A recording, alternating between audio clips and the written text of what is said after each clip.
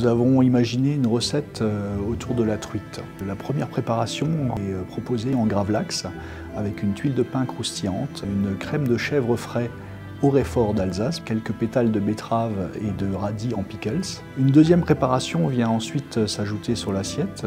On a donc imaginé quelque chose qui nous fait voyager un petit peu. Donc on est parti sur de la truite fumée qu'on a enveloppée avec des feuilles de nori, qu'on a assemblé. Une partie de la truite fumée est marinée avec de la betterave pour rester aussi un petit peu chez nous. Et on a assaisonné tout cela avec un condiment au citron et au miel. Alors le citron va amener de la fraîcheur avec ses huiles essentielles, puisqu'on a fait confire le citron longuement, on l'a ensuite mixé et on a amené un petit peu de miel et de sucrosité pour atténuer l'amertume du citron. Donc la préparation est à nouveau une fois de manière très traditionnelle, donc la truite, le réfort, la betterave, et de l'autre côté beaucoup plus moderne en ayant la truite fumée, le nori et le citron.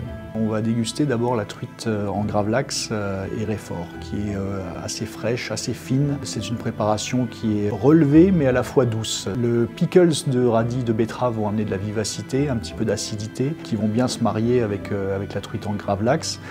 Le réfort va amener un petit peu de piquant, mais tout en douceur, atténué par le fromage de chèvre, qui va lui amener une texture un peu crémeuse, un peu mousseuse même, qui vont donner de l'onctuosité à cette préparation. On est vraiment dans deux préparations qui ont une opposition, qui sont à déguster évidemment complètement séparément. Pour cette recette, on a choisi de travailler avec la pisciculture Guida, voisine à Orbey, qui nous garantit un produit de très grande qualité et surtout d'une très grande fraîcheur.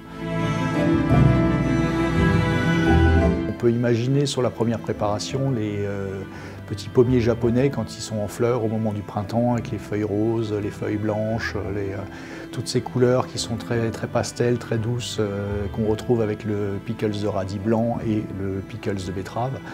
L'autre préparation évidemment japonisante avec la présence du nori qui est évidente. On pourrait parler d'influence japonaise sur le plat, mais en maintenant un esprit terroir. Ce plat est rapidement devenu la truite sakura, en référence justement à tous ces cerisiers et pommiers japonais. Alors j'aime beaucoup me promener dans la nature et dans des endroits où au moment du printemps les arbres fleurissent, et même si on ne pense pas forcément à une recette de cuisine quand on se promène, c'est quelque part ces visuels et ces petites influences qui marquent l'esprit, et au moment où on commence à créer son assiette, à la construire, des petits flashs qui viennent comme ça, des couleurs, des choses, des produits, puis on retrouve alors un produit rouge, un produit blanc, et ça fait penser du coup à l'arbre en fleurs qu'on a vu, et on cherche du coup à prolonger l'instant et à aller plus loin dans l'esthétisme.